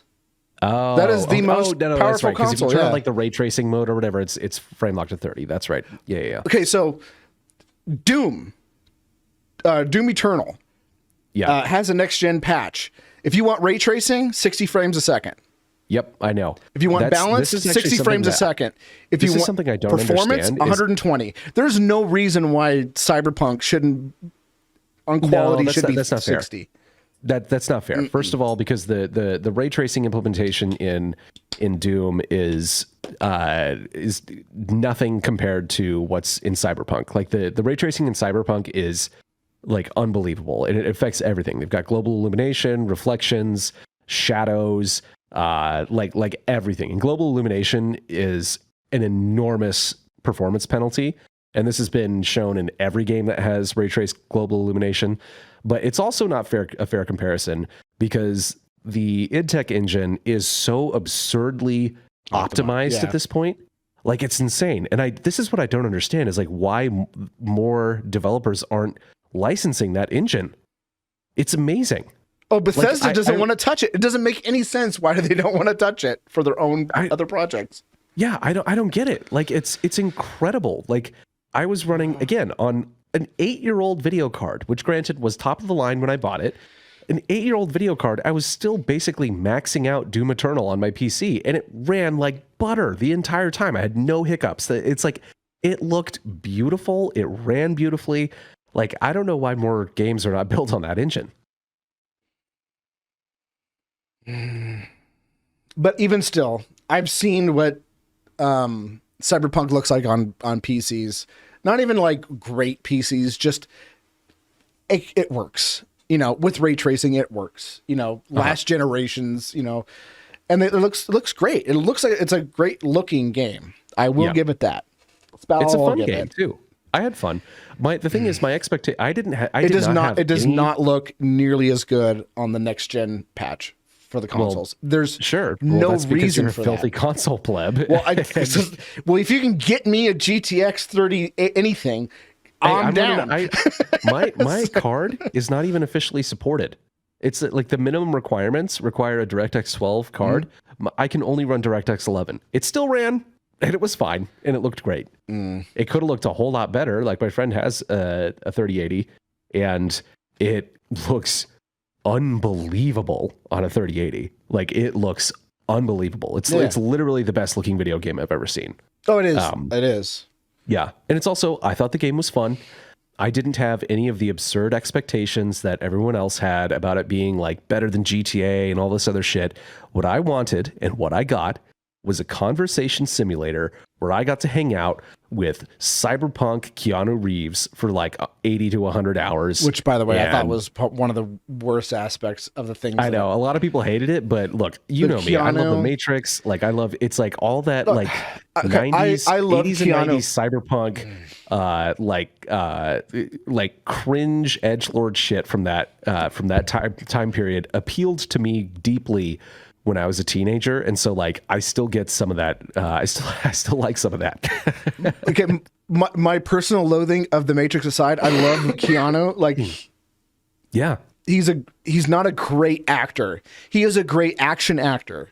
Like he's able to deliver lines effectively. Not great, but effectively, just so you can get to the next part where he's kicking your ass. Yeah, and he's got charisma. He's got some charisma. I think he's likable on screen. Like, yeah, he's but a not voice actor. He is not. Day-Lewis. It was fine. I thought it was exactly the same. No, it was kind of cringe. Not gonna lie. I mean, it was definitely cringe. I'm not arguing that it's not cringe, but I liked it. So I have a feeling we're like this North Korea, Kim Jong Un and Donald Trump shaking hands moment now. Yeah. I would say that. Yeah, Cyberpunk aside, there's not a lot of games that are coming out right now that I'm really kind of interested in at all. I've been just kind of going back on playing like older games, or even games like Ion Fury. I don't know if you played that yet. I haven't played Ion Fury, but I did play some of this game called Proteus. I think we talked about this last time. It's like Doom, basically, like old Doom, but new. Doom was a great awesome. game. It's like pixelated, and it's very good. But yeah, all those. Ion Fury is very pixelated. Is that Night Dive Studios that did that? What I don't remember. Ion the Fury? developer who. Yeah, Ion Fury was 3D Realms. Like they're using. Oh, it was actually 3D Realms. Yeah, oh, okay. they're actually using the build engine. No, I know it's the same engine. But, yeah, it's Duke Nukem. Yeah, but the developer, I've seen it and it looks awesome. Yeah, Dick Kickham, good old Dick Kickham. Yep. Yeah.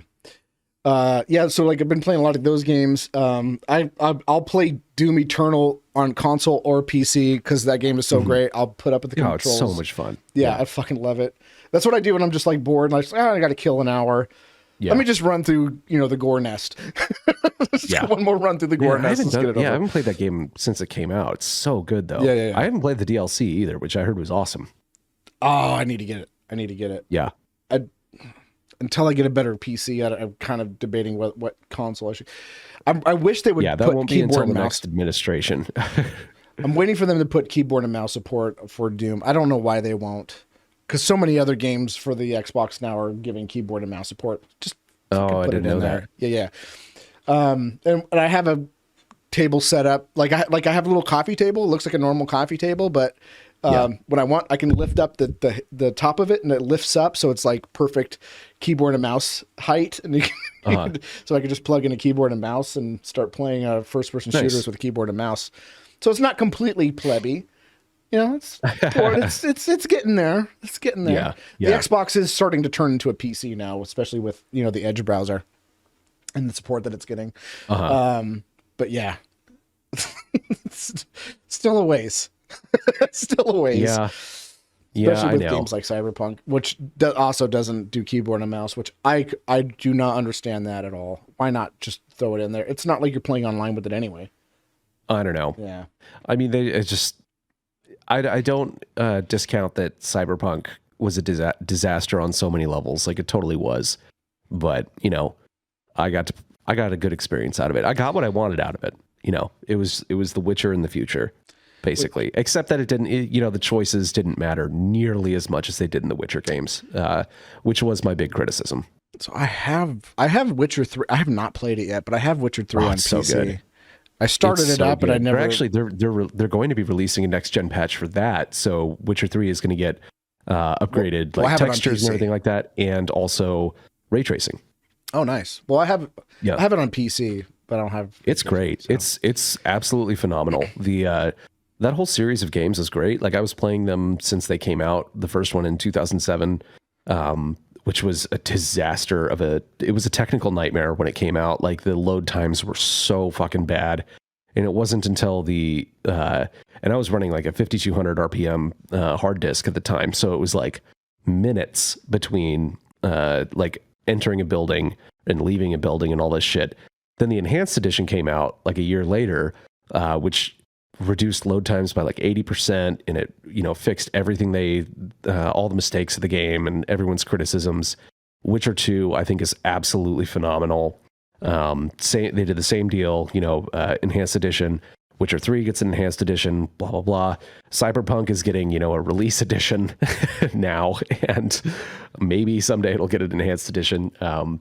But I can't recommend the Witcher games enough. They're just fantastic. Well, I hope it's better than. I hope it's as good as what you say that game is, and it's super fun, and not compared to how good you say Bitcoin is. Before we move on to that, I will have to say though, I don't think you should play The Witcher 3. Like you can jump in and just play The Witcher 3 and get a great experience out of it, but it's kind of like jumping into like The Matrix season 3. 4. Yeah, like season 4 of Game of Thrones, and like starting from there. Like I would actually recommend going on goodoldgames.com and playing through the first and second one. I think I may have bought it on GOG. I haven't ran GOG in a while. I think I need to double check. But I think I bought it on there because you told me to get them, and I was like, okay. Yeah. But but Witcher 3 was way cheaper on Steam, so I bought it on there. Yeah. Well, you can still import it into Good Old Games Galaxy. Oh, okay. And launch it from there. But the thing is you can import your saves from Witcher 1 into Witcher 2 and Witcher 2 into Witcher 3. And there's some tangible impacts that can have. So it's worth it playing it, like for sure. I love those games. I'm still surprised that they were able to cram that thing on the Switch. Yeah, that's nuts. That was a technical marvel what they did to do that. It was like putting Doom on the NES or the Super Nintendo. What else? Yeah. What other thing? Oh, they also put like Street Fighter Alpha 2 on the Super Nintendo. I don't know how they did that. Well, actually, no, I did that. Yeah, I know how they did that because I saw the Modern Retro Vintage Gamer fucking go through how he did it, or how they did it. So yeah. Anyway, let's talk Bitcoin. Why do you like the Bitcoins? So I'm not a Bitcoin maximalist at all. I do think that Bitcoin has it does have some real technical issues that can't be overcome. Like it doesn't compare to something like the Visa network in terms of how many transactions it can perform, in a certain time frame. Like it's got scale. That's like part of the scalability issues. Yeah. My biggest criticism of Bitcoin, and this has been my biggest criticism of it since basically I found out how it worked, over a decade ago, or maybe a decade ago. It was probably around 2010. Yeah, more than a decade ago that I found out how it worked. Is that it is the least anonymous financial transaction system ever invented. What are you talking about? It's the most anonymous thing ever. It's so not. Because anonymous. It's anonymous. All the transactions are hit. I legitimately had people try to argue this with me. I was just like, I don't understand. Read the white paper. It lists. It's like every transaction is being public as a feature. Yeah. What are you talking about? And the thing is, that is a feature. Yeah, that is a feature, but not. It's. I don't know. I think there is value in that. No, I do think there's value in it. So if you have a brand new technology, cryptocurrency, and you release it to the public and you're like, hey, there's this new currency and it's completely digital, and don't worry guys, it's completely legitimate. sure, we'll have the open source, but you can't see any of the transactions. People will be like, no, no, that's dumb. But if you release the first version of this cryptocurrency and have all the transaction public, there's now accountability. So now you have everybody's eyes on it looking for one transaction that's wrong and be like, ha, got it. But there hasn't been that transaction. So now people are more comfortable with that technology and their understanding of how it works and everything, so that you can have something like Monero or shielded ZenCash come along and be like, okay, now we have the anonymous version of it. Yeah. Great. That's what it needs. That's what it needed at the time, right? So the fact that it's public, that's a good alpha build, or at least proof of concept for cryptocurrency and blockchain technology in general. It also has value in that if and when governments confiscate it, the kind of title, the ownership of those Bitcoins. Well, they're not. You don't own Bitcoin. I think you do. I think conceptually, I don't want to get into that so much, but if you have the private key, you control it. Okay, I'm going to get an angry comment from Stefan Kinsella now. Like, how dare you not press him on this? Oh my god. Yeah, I don't want to get into that. But you're wrong. Carry on. And this is a point that Michael Goldstein made again, probably like a decade ago on a YouTube video that I've only seen once. But if there is some sort of like confiscation, like when they did the gold confiscation in the United States, like, yeah, they did that and they got away with it. And nobody has any idea how much gold anyone had. And there's no record of this or anything. Mm-hmm. With Bitcoin, it's different, is that we have an immutable record. We know the history no matter what. So if there is some massive theft of this somehow, or even, smaller thefts of many different people's assets, like, they can't really change the narrative on that. They can't change the narrative that that specific amounts were stolen from specific individuals. Mm-hmm. So I think that is actually kind of a benefit. But it is for large transactions moving money across the globe, it is actually pretty good. Like, it's essentially instant. It's still, even with all the network delays and fees you have to pay and whatnot, it's still faster and cheaper than Western Union.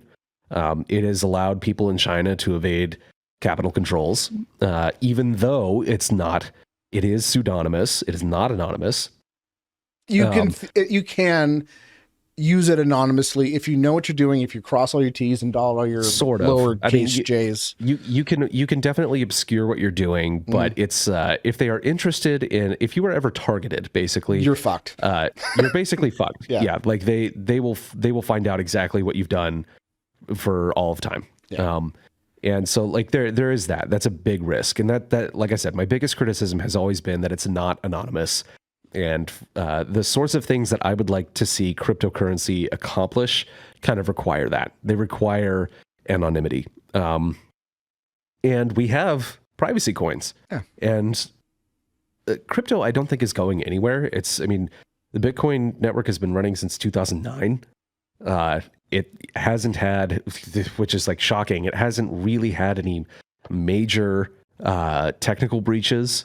There's obviously, like, people get scammed and things get stolen. Yeah, I don't hold it against that. I mean, people get ripped off of with cash. So yeah, I don't fault cash for that. I fault the bad actors. The network itself and the technology itself hasn't really had any giant security vulnerabilities, which is actually astonishing to me. There has been a couple that had like emergency patches before all the autists jump up in the comments and whatnot. But it's largely been very resilient. And I think cryptocurrency, the problem, like, people want to think that cryptocurrency is this like panacea. It's going to give us all of this freedom and blah, blah, blah, blah, blah. But it's like, you look at what's happening in Canada right now, with people donating money to the trucker convoy using cryptocurrency, is that the Canadian government basically said, hey, if you're an exchange that deals with crypto and fiat. Here's a list of wallets that are blacklisted, and you are not allowed to do business with them. You're not allowed to cash out anything. So that's a problem. So it doesn't, in that sense, it doesn't. It's not a panacea. So I mean, like you could. Don't like if the one of the other things I would say that it's good with is like Freedom Trucker, but like, and I really hate the guy like on every level, and I hated him even before he became what he's most famous for now. But like, if you do like someone like who's got an Operation Paperclip, like Christopher Cantwell, you could give him money through using Bitcoin. Yeah, and that's that's very important. Like, as much as I hate Christopher Cantwell, and I hope he fails at everything he does for the rest of his life. I don't wish him to like starve to death because he can't get a bank account. Yeah. That's criminal. I think that's anybody who advocates insane. That is criminal. And this is the thing. Like, we got all of this whole debanking system that now we have, where people, it's happening in Canada right now, which is real close. This isn't across the world. This is Canada, and it's happened to a couple of people in the United States, but it hasn't been weaponized to the extent that the Canadians are using it yet, and it will be. But they're basically just saying, you now starve to death. You cannot interact with the banking system. Any money or assets that you have that are in the banking system, which are denominated in your government's currency, you don't have access to those. And not only that, if someone gives you money, you cannot get it into that system again. Yeah. You can't use your debit card, anything. You're basically not a person anymore. Yeah, and if you have a Coinbase account and you give to certain accounts, Christopher Cantwell being one of them, if you donate any money to the account any wallets associated with him, you will get your account banned and your money seized. Wow, I didn't know that. Yeah, damn. There's also a few other people. I think here's the thing. Ethan Ralph too. Like, there was not stellar people. Sure, whatever. But still, like, as much as I dislike those types of people, even though I follow Ethan Ralph, but it's more closely to be like, what stupid thing have you done today? He follows me for some reason. I don't understand. But anyways, as much as I dislike those people and I especially dislike their politics, I don't want them to fucking starve to death. No. And the whole thing is that the way in which that the governments are ostensibly legally able to do this is that they were able to do it for purposes of counterterrorism after 9/11. They weaponized the banking system against terrorists, and of course, people like Grandpa Simpson, Ron Paul, were warning that these tools were going to be turned on the American populace, and they are. The war on terror has come home, essentially. And this system that we have used to fight the bad guys is being used now to just control the populace. And so Bitcoin, while if cryptocurrency, the weakness right now is that if you interact, you have to basically have an off-ramp to using fiat money. And that's where they can get you at these choke points. They can still cut you off. But if you transact in cryptocurrencies, and if people are willing to accept cryptocurrency in lieu of cash, and there are coins that aren't exactly subject to the off ramps in the exact same way. There are exchanges that aren't complying with the governments in various ways. You can escape. But a lot of them are also getting busted too. I mean, even before getting busted. Look at Ian Freeman of Free Talk Live, who was running a quote unquote illegal Bitcoin exchange. He's facing jail time. Last I checked. I don't know what. Yeah, well, I mean, he was explicitly doing money laundering. That it was a look like you can't be like, oh yeah, I started a church, so give me donations and it's not subject to taxes and blah. Okay, they know what you're doing. They know what you're doing. But he's also been very vocal about that. Like, he doesn't do it to be like, oh, we're totally legitimate. He goes, oh no, we're doing it because we don't feel that we owe the state anything, and this is just and how do you think they're going to react to that? Yeah. That's completely idiotic. It's funny. It's like, it provides me entertainment, but it's completely idiotic. I mean, if your goal is to be like, this is our ideology, this is what we want to spread, like this is the kind of worldview that we want people to be interacted with. It's a good way to get attention for that ideology and get people to go like, okay, yeah, that is kind of dumb that we have like certain types. Well, look at those. I'm being charitable here, okay? Yeah, but I don't like charity. No, that's an equivocation. But anyways, go away. but my point here though is that it's like, yeah, it's not perfect, but it is at least an alternative to the government systems that we have now. So what are the fundamentals of Bitcoin, like in terms of its value? I'm sorry, what do you mean? So like, what is like the fundamentals of I mean, it's largely it's a speculative asset, I think. Okay. But it's also, I think and I'm gonna have to borrow from a bit from one of my friends. I honestly haven't thought about cryptocurrency in a long time, very hard. But it is basically a way to store wealth, and it is in a big way a hedge against inflation. I mean, like, it's very volatile, and a lot of people lost a lot of money recently in cryptocurrency. I lost about $2, but it just only $2. But it cash. If you look at the performance of Bitcoin versus the performance of the dollar, it's way better than that. No, I don't agree with that. Are you kidding? No, I'm not kidding. But go ahead, carry on. Number goes up. That's I think number going up is also as bad as number going down. Why? Because runaway deflation is just as bad as runaway inflation in terms of having a stable currency for the health of an economy. Sure, you're not going to have a stable currency. It's not a stable currency. It's not a drop in replacement for the dollar right now, and I would not argue that. Okay, so I would say that it's not a currency. I would say that it's an asset that you could use to it's an asset right now. It's not money. It's not a generally accepted medium of exchange. Which is why I don't really like the term cryptocurrency, because I don't think that it'll ever be a currency. Well, Bitcoin maybe not, but I do think cryptocurrency is the future. I say that across. Here's the thing. Okay, so I got two things here. Two things here that I want to say. Bitcoin has been an incredible hedge against inflation.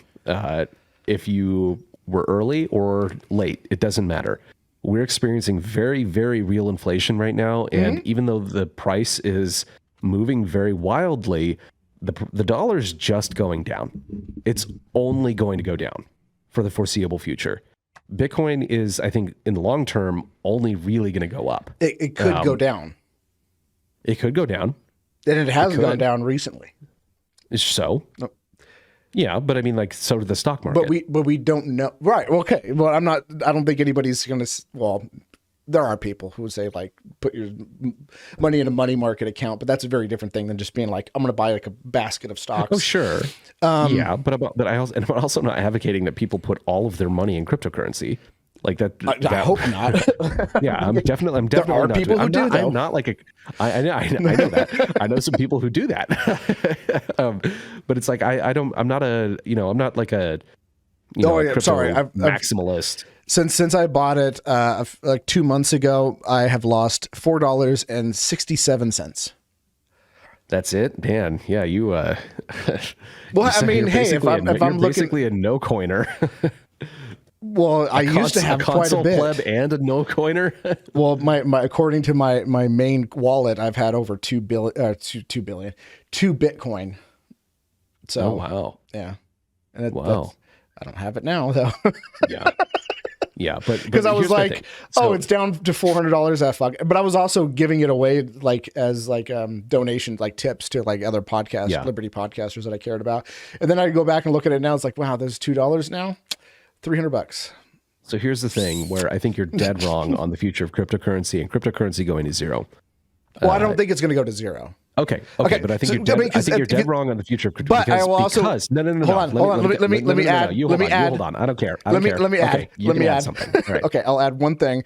But I also think that it's interesting to point out that eDonkey 2000 still has servers active and running and used by people. but who really uses eDonkey? You probably don't even know what that is. eDonkey is. Exactly. I don't. Thank you. It was supposed to be the alternative to Napster. So of our 4 listeners, 0 of them will get that. But the fact that you don't know it is my point. It's like that was supposed to be the big. Oh, this is going to be the big Napster. Sure. Like now that Napster's dead, like this is going to be the new thing. Barely anybody adopted it, and everybody went to LimeWire. No one's going to forget Bitcoin. Bitcoin will be remembered as one of the most important, for good or ill. Which is where I'm going next with this. Bitcoin is going to be remembered as one of the most important events of the 21st century, for sure, without a doubt. I agree. And I'll tell you why. Because, like it or not, cryptocurrency is going to be the money of the future. It might not be private cryptocurrency, though. They're going to try and make FedCoin. They're going to try and make StakeCoin. There's already governments that are looking into this and trying it. The Fed is certainly looking into digital assets, because having something like Bitcoin that is under the control of the government and accepted as legal tender is their fucking wet dream. They jack off to this every single night before they go to bed, because it would give them total control and total insight into every transaction that you that you've ever made. So, anyways, let me start off by saying it can not be only wrong. So it's cryptocurrency might end up being a massive dystopian nightmare. okay. I don't think it will, but it's 100% a possibility, and they're going to try it. Not only wrong, you're immoral. Okay, tell me why I'm wrong. So, where will I begin? Oh, there's so much wrong with this. Okay, so first of all, cryptocurrency. I think cryptocurrency, specifically Bitcoin, is going to be a major historical event. It is now, mostly because of the blockchain technology. I think blockchain technology has great potential, and also has great applications that I think it has anybody. I think it has fewer applications than people say. I think that I agree. But I think the ones that will people work. are like, yeah, it doesn't matter about Bitcoin. It's really the blockchain that matters. It's like, you don't. It's like, shut the fuck up. Right, but shut the fuck up. But everybody wants to put everything on a blockchain like it's some sort of panacea. It's like everything. Yeah. The Intellivision Amico wanted to make all of its games NFTs as proof of ownership. Stuff that does not make sense. Does not make sense reasonably whatsoever to work on a blockchain. They're trying to put it on a blockchain. Yeah. I completely agree. But the ones that are effective and useful are very important and very useful. And in that respect, the blockchain is very important. However, it's kind of like having a hammer, right? Like, it's great for punching nails, or it's great for hitting people over the head that you hate. What it's really bad at is like fixing a lot of other problems that you would use things like a screwdriver for, or a saw, or something like that, right? But when all you're trying to do is pound everything with a hammer to fix everything. Okay, but when all these magical new technologies that you're talking about that'll run on blockchain, people are going to look back on the invention of blockchain and it's going to be Bitcoin that's remembered. Like, it will be Bitcoin that is remembered. Satoshi's paper will be one of the most famous things. Oh, it is. I know it still is, but I'm saying its importance is only going to grow. But with currency, I think it's a bad thing. Well, first of all, because as you've already pointed out, even with something like the Lightning Network, a lot of these transactions can take a long time to do. So if I'm at the store and I'm trying to buy groceries, and I buy with a cryptocurrency, and they're going to be like, "Hold on, we have to wait for the first first confirmation." Like 2 days later, like I tried to buy a sound mixer, which I don't use now, but I tried to buy a soundboard, for podcasting, and I bought it at Best Buy because it had the best price, and I could buy a gift card to Best Buy using cryptocurrency. And I was like, great, I'm going to go today and go get it. Bought the gift card, and I waited for the first transaction for more than 48 hours. Now, if I'm just buying a soundboard, which I can wait for a couple of days, okay, I could reschedule a couple of days, whatever. But if I'm buying groceries or gas, never going to happen. Never going to happen as a practical. Not with the way things work right now. For sure. And if you're going to scale it up to the point where you're going to have it as the dominant currency, that's definitely not going to work. Second, and Bitcoin is never going to be that. It will never function as that. I don't think that a decentralized network like that could be effective enough. However, I do think that if you're going to be having like infrastructures around it. So like I have a bank, right? They have, you know, their own little currency, or they're going to be using currencies like Bitcoin or whatever. And you have the bank go, we'll handle all the transactions on the back end, and we'll have like our own system. Yeah, I mean, it'd be like digital clearinghouses. Maybe you'll have something like that. Yeah. So I mean, there's no reason that a lot of this stuff couldn't be done off chain and then settled on chain in like larger transactions. Like that's the thing where it's like, but then you're beholden to one of these banks again, who could end up having the woke issue where you have like all these employees trying to cancel each other out until they get, you know, higher ups, and they're trying to do. I think that's what woke capitalism is. It's not perfect. Yeah. Again, it's not perfect. It's not a panacea, but it is a bright alternative to what we have now. I will say that the best application of blockchain by far is library. I agree, Drew. Yes. Oh man, Odyssey is the best. I 100% is Drew. Someone. Oh, we've got people doing chats. Okay. Yeah. I completely agree. Library is fantastic, and that's all I got to say about that. Yeah, Odyssey is the best. It's wish you guys would get. It's currency that can't be censored. It's like, yeah, but this is like videos can't be censored. Information can't be censored. It's awesome. I will say that I wish it was easier to acquire library tokens. And I also wish it was easy. I wish Restream.io supported Odyssey so that I could be streaming right now. Yeah. Restream.io. I agree. You need to start pressuring them. Also, I would not use YouTube because almost all the creators I follow on YouTube are on Odyssey now. I would not use YouTube if they had an Odyssey app on like Roku. Oh my God, I can't even talk. Roku or something like that. So I could watch it on my TV because I like to watch YouTube on my TV. Oh, on your TV. And right now I can't. I don't like, I work all day at a computer. I don't want to sit at my computer and watch my Odyssey videos. Yeah. Sometimes I watch Odyssey videos on my phone, which is great, but I want to be able to watch it on my TV. You blame the SEC about LBC being hard to get. So, yeah. Okay, understandable. I don't know. You guys are dealing with some legal issues, but whatever. Moving along from chat, though. Oh, you do have a Roku app. It just sucks right now. Okay, we'll make it not suck. Yeah, make it not suck. But you can make your own app on a smartphone. You can. There was a way of doing it. Odyssey has like a nice little guide to help you through that whole process. If you have Firefox or Brave, I think also supports it. At the Brave is also great, and they are using cryptocurrency for a novel thing, which is how they handle advertising. I think that is a good application of blockchain. It's a great. Well, it's not just blockchain though. It's cryptocurrency. I understand that, but I'm saying that's a good use for it. I know it is. It's great. What is a bad use of blockchain is the Intellivision Amico using NFTs for games. Yes. Or licenses, or was it identification using blockchain? Bad idea. In fact, most forms of identification is a bad idea. Yeah, it's like I want identification. Don't want to be identified. Yeah. Okay, if you want to be cattle, then fine. Get yourself an ID card.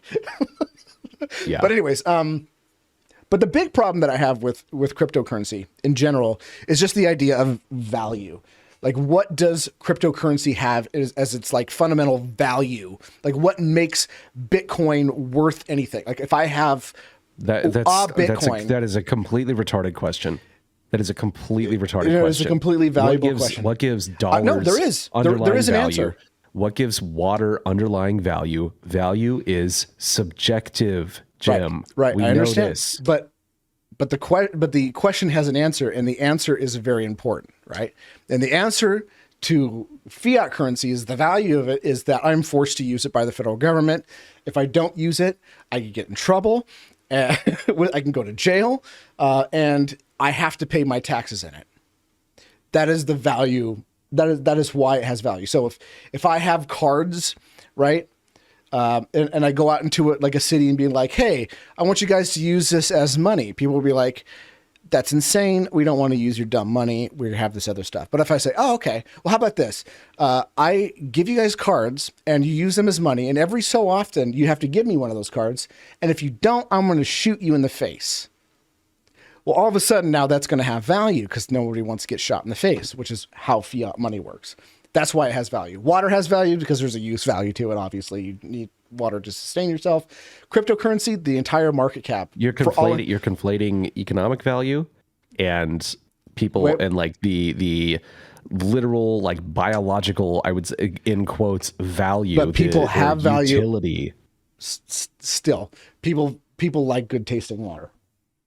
So, yeah, of course. But that's why it has value, is because people want it, right? Yeah. But why do people want Bitcoin? Because it doesn't matter.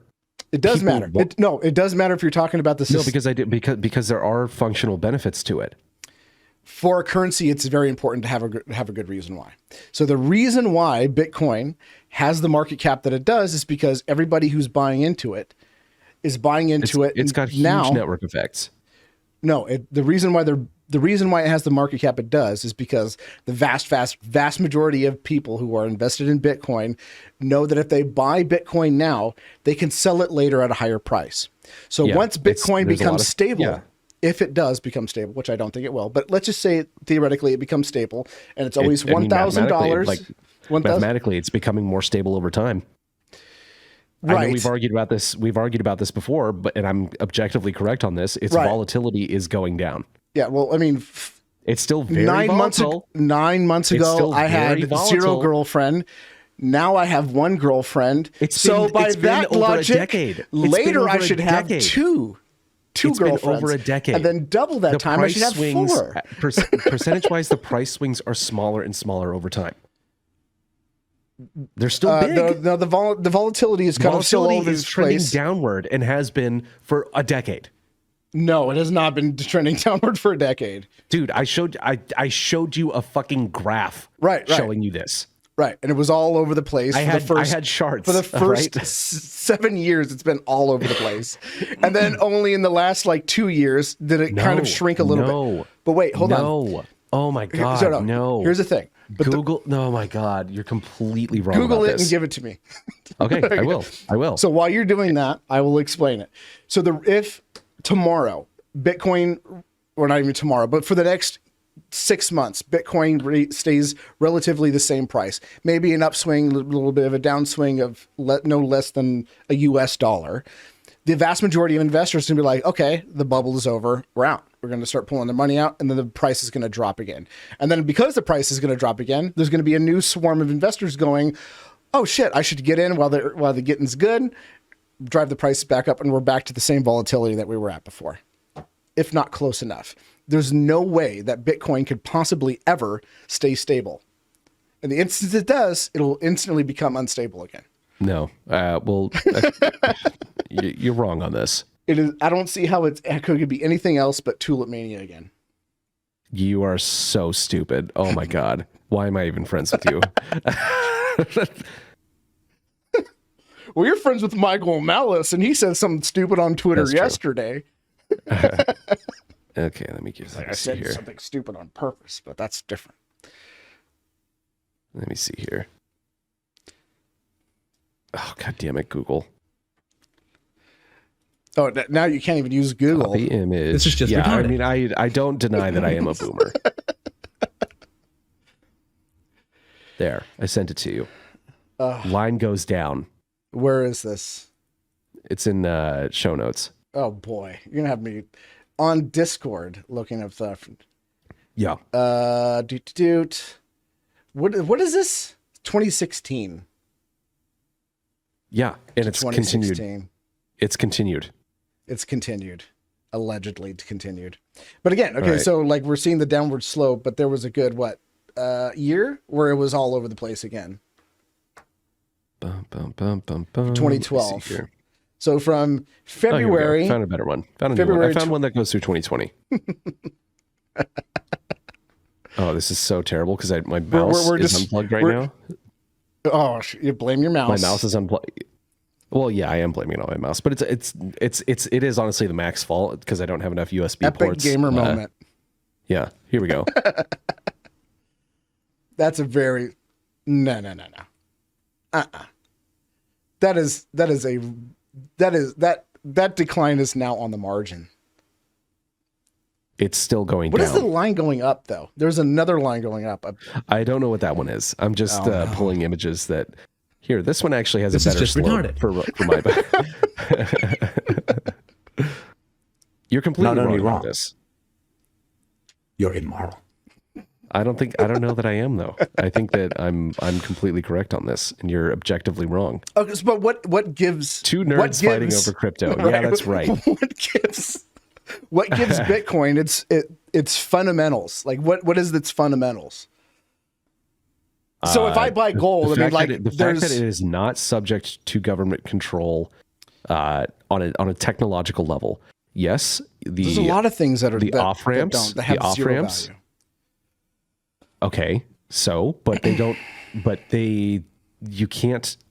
They don't have any of the benefits of the ability to move money across borders without any interference from the government.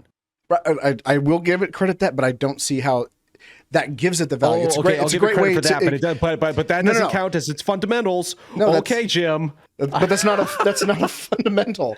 That's not what gives it its value. It's saying that you're assuming that That is what gives it its value. No. That provides utility to people. People value the ability to do that. So they are willing to pay dollars for Bitcoin. Yeah, but you could also mail people money.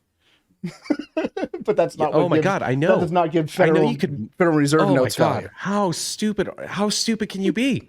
How stupid can you be? I understand that you can literally mail cash to people. That's not a very good idea, though, is it? It's pretty easy for that to get, quote, lost in the mail. Right. Right? I mean, you could also lose You can also lose stuff by entering the wrong number. I know. Yeah. I know. You can also lose cash. You can lose. Lose all of these things. But the fact that I can send money to someone that I've never met. But I mean, that's not really a point. I'm just saying that's not a point. It's just that is valid. a point. It's not just as valid as anything else because we're not using other things to do that. You're saying that so USD because it's bad to send money through USD because people could potentially lose it. But the same is also true for any currency. Gold, silver, Bitcoin, you name it. Right. Okay. So I don't think that's a point. It is easier to interrupt physical transfer of physical goods than it is a digital transaction on the blockchain. However, you can regulate. Here's the thing, and this is what's been also happening with cryptocurrency. Like people say, it's the government can't regulate it. Well, it doesn't need to regulate it. You can regulate almost everything around it, right? Yes, so that's correct. So that's what's kind of been happening with Bitcoin, right. All Bitcoin exchanges, ATMs, all that stuff. So if I'm going to use PayPal but here's the thing in which that is also not a problem. It's if they target you, you're kind of screwed. Yeah. But there is so much activity and so much data right now that they don't really know how to deal with it.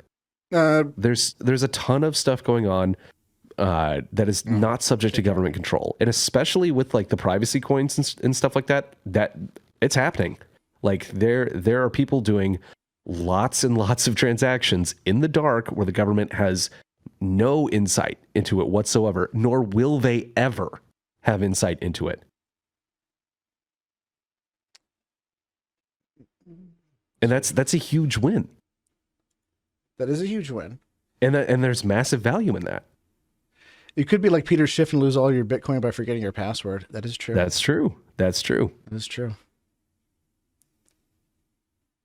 is absolutely. There's all sorts of shit that can go wrong. Like crypto, I'm not gonna down any currency or any kind of thing because of the fuck ups of the people using it. Like I don't be like, oh, we have to ban bikes because Anna, Pupper. hold on 1 second. Oh, hold on a second. We're live, bitch. I'm back. Sorry about that. Yeah, so was that the UPS guy delivering your box of money? I don't know. Definitely not IRS. Oh, sorry. Yeah, or crypto. Yeah. So yeah, so anyways, like I was saying, like a lot of people go like, well, Bitcoin, the government can't ever regulate Bitcoin because, I mean, it's entirely possible. It's entirely possible, but very improbable that the government could infiltrate the dev core team and convince a bunch of miners to insert this kind of code that seems like it could have a good application, but really has some sort of backdoor that allows them to, have. I don't think I don't think that's conceivable at all. I think it's not conceivable because development's being done in the open, and everyone is not only trying to attack Bitcoin on a technological level, but they're also trying to protect it. Right. I agree that it's extremely improbable that something like that could happen, but it's theoretically possible like that something like that could happen. It would have to take all the actors to be done. So to say that it's like impossible for them to do it is not wrong. It's highly improbable, very improbable. But what they don't have to do that. Well, all they have to do is just regulate everything around it. Oh, you want to accept Bitcoin? Well, you have to go through our payment transaction things, or the payment transaction things that you're using are highly regulated. And in order for you to use it, you have to supply your tax information and all of that. All those transactions have to be sent to the IRS. To such a point. Until they regulate things to such a point that makes it so painful for people to exist that they say, "Fuck you, I'm not following the law." But we've seen that people do follow the law. Look at the pandemic. For now, because things, but I don't think that they'll get away with that again. I really don't. Mm-hmm. People are fucking fed up and mad. People in our circles are fed up and mad. The people that are there are also people who are fed up and mad that we're not going along. No. Sure, they are, but we are literally segregating. We are self-segregating into different states now, and like the blue tribe and the red tribe, they're not going to live together anymore because we can't, because we don't have shared values. And I don't think that the United States as a single political unit is long for this world. I don't know. I'm not making a prediction on this because I'm always wrong about timelines and everything like that. But the idea that we will be a single political unit. This is the worst timeline, United by the States. Way. Are you kidding? This is the best timeline. No, it's not. Oh my gosh! This is the best Trump. Your idiotic Friedmanite philosophical position. No, the best one is where Trump got reelected and he abolished the amendment that allowed him to be a president for infinity, and then he got this shiny new robot body, and we have him forever and ever, like fucking Robo Nixon. Okay, that's the best one. That may be true, but we're not that far off from that timeline. We're like maybe 1 or 2 timelines removed from that. Okay, I will say the timeline where Hillary Clinton won would have probably been worse. We already would have been halfway through the Russian war already. Yeah. Yeah. But it's I don't know. I mean, you can look at like what's going on in Canada right now. You've got the trucker protests. You've got the number of gun sales in the United States is year over year. It's increasing by just enormous percentages. And I don't think that we're gonna stay like 50 years from now. There's not going to be a United States. There's going to be. I'm really hesitant. I will say I'm really hesitant to make any kind of predictions like that because anything can happen. Sure, anything can happen. We might all be dead. Right? Anything can happen in terms of where you're going. Here's what's going to happen. I will say this is that we're going to get the next the Democrats and Republicans were switched. We're going to get that kind of moment. We're going to be, the Republicans and the Democrats were switched. No, that's like in regards to blue COVID thinking. There's no going back. There's no going back on this. They're going to try. I'm not going to say it's going to be effective. I'm going to say they're going to try. Everything's coming unglued. They already are trying. That's what they're doing with that clip that we played earlier. That's what they're doing right now. They're trying to walk back. Because their internal polling right now for the midterms is apocalyptic. The Democrats are going to get if they were to continue course with what they were doing early this year, and certainly if they just continued course like they were at the end of last year, it would just be an absolute massacre at the polls. And they know that. So they are trying to walk this stuff back as fast as the lockdowns, they feasibly can. That was a Trump administration thing. They already did that. That was not. No. Trump administration did not do any lockdowns. It was all states. I know, and I agree. I'm saying that's what Jen Psaki is already saying. Oh, sure. Yeah. Of course I don't believe that. Yeah. If I did say something like that, you should have responded with What are you, Yeah. retarded? So I know you're not retarded.